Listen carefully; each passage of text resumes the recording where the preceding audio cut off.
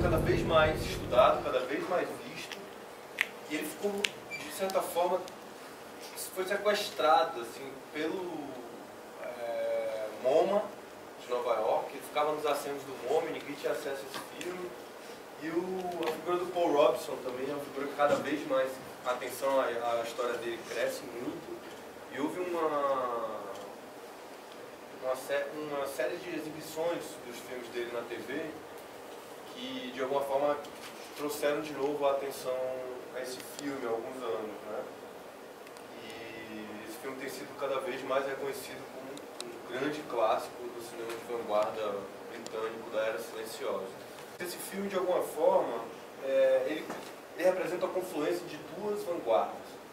Por um lado, você tem o renascimento do Harlem, né, que foi um movimento cultural que acontece no final dos anos 10 e início dos anos 30 em Nova York, nos Estados Unidos.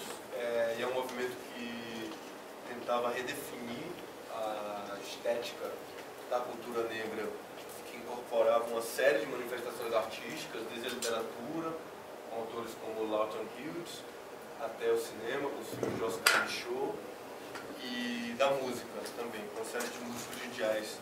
E o renascimento do Harlem, então, representa uma cena muito importante, uma cena seminal da cultura negra norte-americana. A partir dos anos 20, o Paul Robeson foi muito atuante nisso. O Robeson é um ator mítico na história americana, né? Ele foi um dos primeiros atores a conseguir papéis naquele período, porque não era um período, um momento em que atores negros, personagens negras eram interpretadas por brancos pintados de negro, fazendo blackface. O Paul Robeson foi um dos primeiros atores a furar esse bloqueio e interpretar personagens negras. Ele colaborou com o grande dramaturgo americano Eugene O'Neill. E do outro lado, a outra vanguarda que conflui para esse filme é a do Pool Group. O Pool Group é representado por três das pessoas que estão... O Kenneth MacPherson, que é o diretor do filme, a Hilda Dolittle, que era uma poeta muito importante naquele período, ela era pupila do Ezra Pound. Ela é a atriz que representa Astrid. E a outra é Briar, que é uma outra poeta. Ela representa uma garçonete meio andrógena, que usa um terno bem grande, tem um cabelo curtinho. Essa é a Briar. Eles três, o Kenneth MacPherson, a Hilda Dolittle e a Briar, eles viviam juntos e viviam uma espécie de homenagem, uma vanguarda comportamental também. Viviam juntos, eles eram bissexuais, todos eles, viviam juntos nessa pequena vila da Suíça, onde se passa esse filme, né? E eles foram responsáveis por uma das primeiras revistas em língua inglesa a observar o cinema como expressão artística, né? O cinema, até por muito tempo, não era reconhecido como uma arte, era reconhecido como um entretenimento barato. E essa revista chamada Close Up foi muito importante para tentar perceber o cinema como uma manifestação, uma expressão artística autônoma e que merecia uma apreciação crítica que, em geral, ela não recebia, né? E essa revista, ela foi muito importante também porque ela foi responsável por uma das primeiras traduções de textos do teórico de montagem e diretor soviético Sergei Eisenstein. Ele foi um dos principais teóricos da história do cinema e uma das primeiras traduções do russo para o inglês foram publicadas na Close Up. Além disso, a Close Up, num dos números, tem um número dela que foi editado em 1929, que também é muito pioneiro, que é um número inteiro dedicado ao cinema negro, em 1929. Isso é bastante impressionante, tanto porque a cultura cinéfila da época tendia a ser majoritariamente branca, excluía a presença negra, quanto porque era uma revista que era editada numa cidade suíça que vivia na fronteira com a Alemanha e que já sofria, era contemporânea à ascensão do nazismo, né? Então era um gesto ainda mais audacioso. Eu queria falar, eu estava revendo o filme ali da cabine, fazendo algumas notas, queria comentar rapidamente o filme, depois abrir para a gente conversar um pouco sobre ele. Eu não sei quem está vindo aqui. Quem de vocês está vindo aqui na mostra pela primeira vez? Todos? Vocês? Bom, o John Aconfrey, o cineasta ao qual a gente está dedicando essa mostra, ele é um cineasta que surge nos anos 80, britânico, de origem ganesa. Então esse é um filme bastante fora da curva em relação aos outros filmes que vocês não vão ver na mostra. Não é uma mostra de cinema silencioso. Como eu disse antes na introdução, o Aconfrey, ele se sente muito instado a revisitar as imagens do passado, a revisitar o arquivo da história do cinema, e ele percebe esse filme como uma espécie de momento utópico do cinema silencioso, né? E esse filme... Deixa eu beber uma aguinha aqui.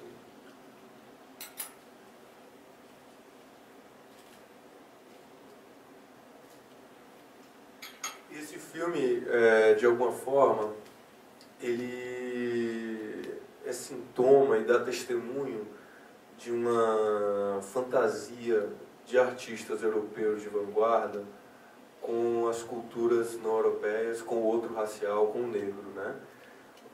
Grande parte dos movimentos de vanguarda nutriam esse culto, essa negrofilia. Imaginava que o outro racial seria dotado de reservas de inconsciente, não estariam contaminados pela degradação da modernidade europeia. Viam o outro racial, viam o negro como um espaço de transgressão. Isso atravessa uma série de movimentos de vanguarda modernos. Esse filme dá testemunho disso.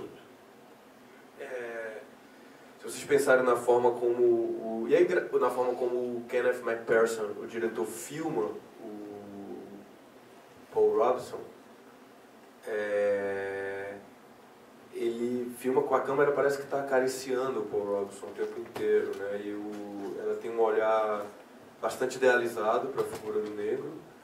E é engraçado, eu estava revendo o filme ali da cabine pensando, tem vários planos em que ele mostra o Paul Robeson, o punho do Paul Robeson, né? E o antebraço musculoso do Paul Robeson. Então existe esse olhar negrófilo, homoerático que está expresso nesse filme. Toda essa adoração, esse culto do outro racial que atravessa os movimentos de vanguarda europeu, ele foi muito importante esteticamente para as vanguardas europeias, embora muitas vezes ele resvalasse em exotismo e mistificação, numa idealização que redundava na essencialização da figura do negro, né? E esse filme, de alguma forma, ele é testemunho disso. Acho que isso fica muito claro. Eu acho que é um filme que ele coloca... São duas coisas que eu queria falar em relação a isso. Por um lado, é um filme que o nome do filme é Borderline, e o nome do quando esse filme foi lançado originalmente, era distribuído um folheto à plateia, no qual esse folheto era uma espécie de sinopse que situava um pouco essa história, né? E é uma história que acontece, como o título já sugere em inglês, num espaço de fronteira, numa cidade europeia de fronteira. E eu acho que essa imagem da fronteira é uma imagem muito importante para esse filme, porque ele está o tempo inteiro, e se você pensar, ela aparece visualmente, né? O filme é atravessado por uma série de imagens de soleiras, de janelas, de cortinas. Então há uma série de fronteiras que estão sendo colocadas ali, e essas fronteiras também se expressam no desenvolvimento narrativo do próprio filme, né? E na expressão de uma espécie de fronteira entre brancos e negros, ou entre inconsciente e consciente, entre desejo e razão. Então é um filme que ele é muito fluido na forma como ele expressa o movimento, os deslocamentos por essas fronteiras. Por outro lado, essas fronteiras são bastante demarcadas em alguns momentos, principalmente essa fronteira racial. Tem um momento no qual personagem do Thorne, que é o personagem que aparece batendo, um personagem branco que aparece batendo na Islanda Robson logo no início do filme, o momento em que ele encontra o Paul Robson é o ator negro protagonista do filme, no momento que ele encontra o Pete, o Paul Robson, eles estão juntos, tem um quadro deles dois na mesma imagem, depois tem um plano contra plano, que você vê um close de um, depois um close de outro, e enquanto o Thorne está suado, febril, o Paul Robson demonstra uma calma imperturbável, assim, então é uma figura bem monolítica. E ri com desdém do Thorne, que de alguma forma representa uma espécie de branquitude degenerada, que é uma ideia que é recorrente no filme em diversos momentos, né? Então é um filme que ele carrega, dá testemunho, ele é sintoma dessa negrofilia, dessa idealização do corpo negro e da figura do negro por parte do artista de vanguarda europeu branco. E do texto da Susan McCabe, ela até relata que o Kenneth MacPherson, o diretor do filme, que é branco, teve uma série de relacionamentos homossexuais com homens negros dos anos 20 e que, de certa forma, o Paul Robson cristaliza um pouco essa adoração que ele tinha, esse fetichismo, né? Então isso é bastante problemático, está colocado no filme.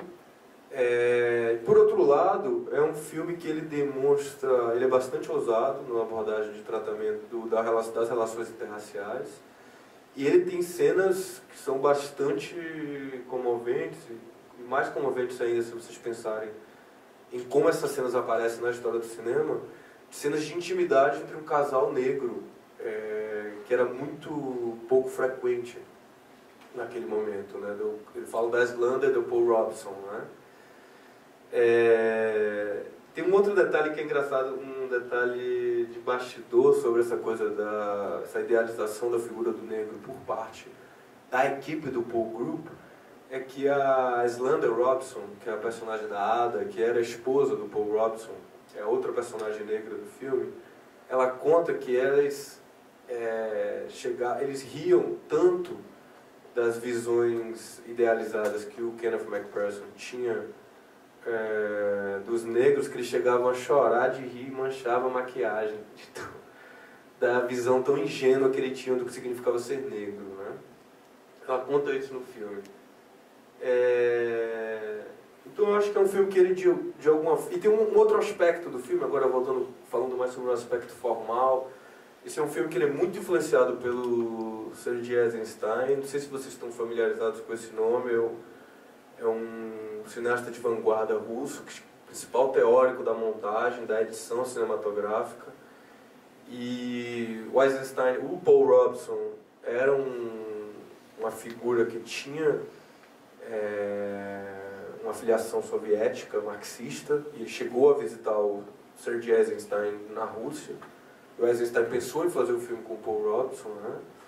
Mas o Eisenstein, ele tentava sempre transpor os princípios da dialética marxista, a ideia de que você tem uma tese, uma antitese e um terceiro movimento seria uma síntese desse conflito para o cinema, né? E, de alguma forma, esse filme expressa isso muito na forma como os corpos expressam conflito, né? O Eisenstein dizia que o diretor tinha que filmar os corpos de forma que eles teriam que projetar o conflito que o filme quer desenvolver, né? Isso nesse filme aparece de forma muito clara nos vários gestos. Os gestos são sempre muito expressivos e tentam canalizar a existência de conflito que a trama do filme tenta comunicar, né? Então, os filmes do Eisenstein têm uma montagem, uma edição bastante rápida, bastante frenética, que tentava sustentar o conflito a partir da sobreposição de imagens. E esse filme reproduz isso em diversos momentos, né? Há uma cena, na cena em que a Astrid, a personagem da Hilda Dolittle, corta o rosto do Thorne. É impressionante como o corte da montagem ele é frenético também. Ele tenta de alguma forma emular essa violência do gesto, né? Então é um filme que ele está muito carregado da influência das teses do Eisenstein e da estética dos filmes do Eisenstein, né? Então era isso, eu queria fazer uma pequena introdução sobre o filme, sobre a importância do filme. Posso falar mais também, mas eu queria abrir para conversar com vocês, saber se vocês têm alguma dúvida, algum comentário sobre o filme, o que é que vocês acharam. Não sei quão familiarizados vocês estão com o cinema silencioso. Alguém teria algum comentário, alguma observação?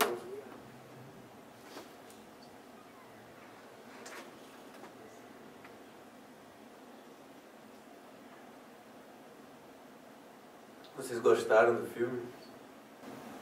Não? O que é que você achou?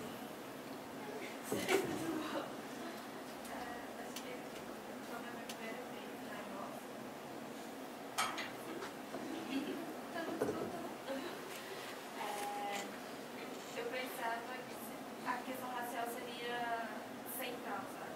Eu pensei que no começo ele fosse o protagonista do filme, mas eu senti que ele apareceu poucas vezes. A minha amiga mesmo falou que tipo, ele é tratado de uma forma muito infantil. Isso lembra até que falou mesmo. Durante o filme inteiro, tipo, eu só que ele riu, muitos momentos de ironia, mas também eu senti que tipo, ele era muito retraído, não tinha aquela expressão que ele parecia aquela pessoa na qual não tinha sentimento. Tipo, o filme todo é frenético, acontecendo mil coisas, ele só consegue sorrir. Ele é expulso da cidade e ele tá sorrindo. Como assim? E, aí o outro é sofrido e ele é expulso, aí você fica. Assim, realmente, tipo, pra mim a mensagem do filme é assim: racismo é uma coisa explícita, gente. Sim, ele acontece mesmo. Tá bom, vocês vão vir no cinema pra ver isso? Não, muito bom. Você quer falar também? Tipo.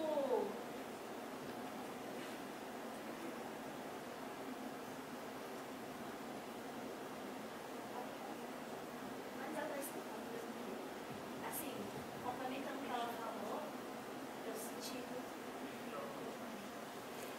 muito essa questão da infantilização e tudo mais, o medo da idealizada, do bondoso e tal, como se a gente fosse retardado, sabe? Olhar mesmo do branco assim, de vamos educar o negro e vamos pôr o sentimento nele. Foi isso que eu senti. E eu também estava vendo no filme, no início eu estava entendendo a história. Era um casal que se gostava e tudo mais, só teve um momento que desfocou deles e ficou o tempo todo naquele casal branco. E aconteceu aquele assassinato e tal. E eu falei, gente, o que está acontecendo? Não estou entendendo mais nada. Eu fiquei muito perdida nesse aspecto. E aí é como ela falou, tipo, o tempo todo ele estava sorrindo, estava acontecendo uma série de tragédias, uma série de coisas dolorosas, e não mostrava essa expressão, sabe? Eu não senti isso. E eu também fiquei perdida, porque teve uma hora que a personagem, que fazia parte do ele, ela sumiu no filme. Ela não apareceu no final. E aí, o cara, ele é um assassino, ele foi absorvido, e ele que foi expulso da cidade, o homem negro que foi expulso da cidade. Eu fiquei pensando, no início eu pensei assim, que a culpa do crime ia cair sobre ele, mas isso também não ocorreu. E aí eu fiquei perdida, sabe? Teve essa série de confusões. E é isso, racismo explícito. Vocês querem falar também? Não, agradeço muito a sua observação. É verdade, primeiro eu vou falar um pouco sobre a trama, porque eu acho que é bastante confuso mesmo. Ele, na verdade, é o seguinte, o Paul Robson, o personagem do Pete, e a Ada, o casal negro, eles eram um casal, inicialmente se separam, e a Ada está vivendo num quarto com aquele outro casal branco. Entendeu? E aí a Astrid, que é aquela personagem que corta o Thor, o branco, ela liga pro Pete para ele voltar, para que ele saiba, para que a Ada, a mulher negra, saiba que ele tá lá e desmancha aquele arranjo deles três. Entendeu? Então essa é um pouco a trama da história. E a Ada é responsabilizada pelo crime depois, porque ela estava vivendo com eles. Então essa era a coisa. Agora sim, em relação ao que vocês falaram, eu concordo, estou de acordo. Existe uma idealização muito grande da figura dele. Isso aparece em vários momentos. Ele aparece como uma figura colossal, heroicizada no filme, né? Mas se a gente for pensar, eu entendo o desconforto de vocês ao ver esse filme, mas se vocês forem pensar no momento em que esse filme foi produzido, no momento que ele foi exibido, e esse filme ele abre, a primeira cena dele é uma cena de uma mulher, de um homem branco agredindo uma mulher negra, né?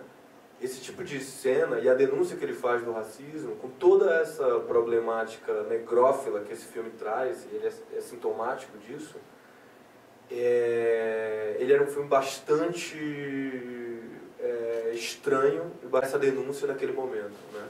E a própria figura, aquela própria cena, as cenas do Paul Robson com a Slanda Robson, na qual eles estão passeando, que tem aquela imagem do lago, aquelas cenas de amor entre eles, aquilo era muito raro, não era frequente nos cinemas. O público europeu não estava acostumado, o público americano também não estava acostumado.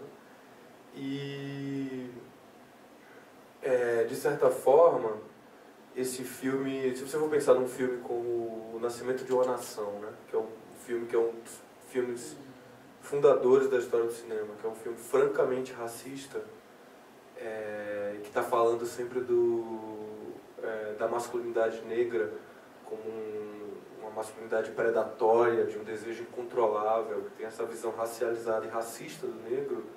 E dentro do caso, o que a gente vê aqui em Borderline é o inverso, né?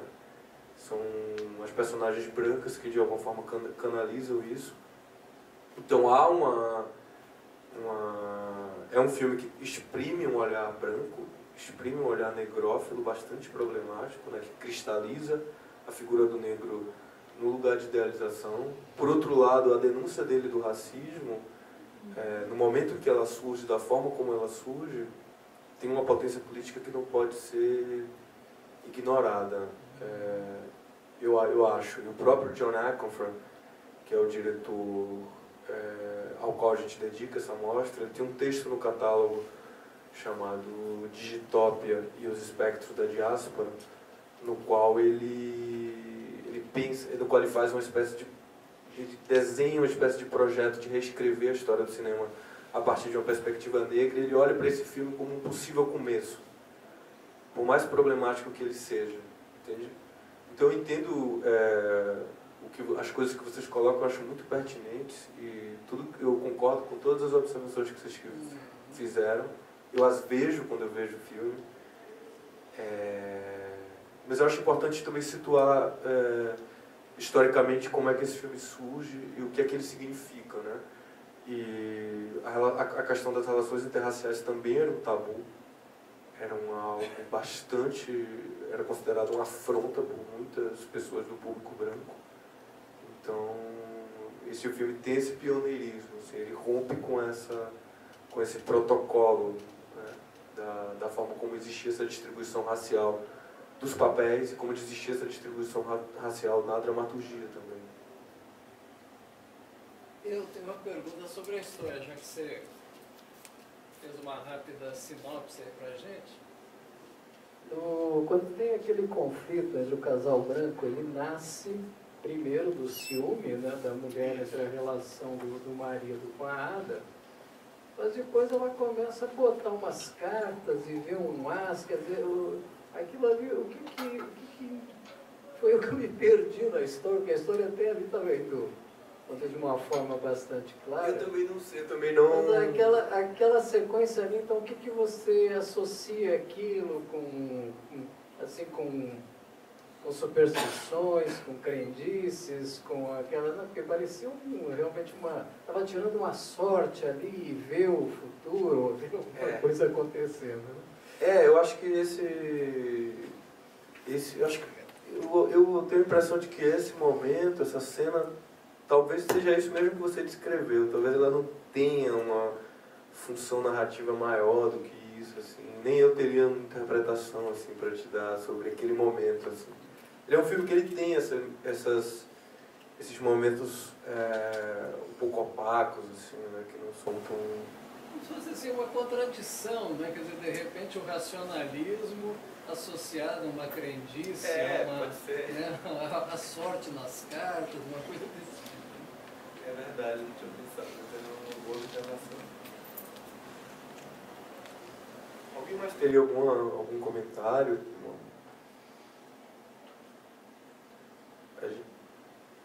Pessoal da produção, eu acho que a gente tem que encerrar, Bruno, aqui agora. Hã? Tá. Bom, pessoal, de todo modo, agradeço muito vocês terem vindo, terem comentado. A gente vai ter uma segunda sessão comentada na próxima quinta-feira, nesse mesmo horário, com o filme O Projeto Stuart Hall, que é um documentário sobre o Stuart Hall, que o Aconfra fez. O John Aconfra, ele teve um diálogo muito fecundo com o Stuart Hall. O Stuart Hall chegou a ajudar ele na sala de montagem, na hora de fazer um filme. E convido vocês a acompanhar o restante da mostra. A gente tem um filme agora às 7 horas, então um pequeno intervalo um pouco grande, mas é um filme do Rhys August, que é um dos membros do Black Audio Film Collective, que é o coletivo do qual o Aconfra surge, no qual ele começou. E a gente vai até o dia 10 de dezembro. Todos esses filmes são filmes muito raros, muito difíceis de conseguir, então se vocês puderem vir, acho que é uma oportunidade única assim, de ter acesso a esse trabalho, que é um cineasta paradigmático do cinema contemporâneo, embora muito pouco conhecido aqui no Brasil.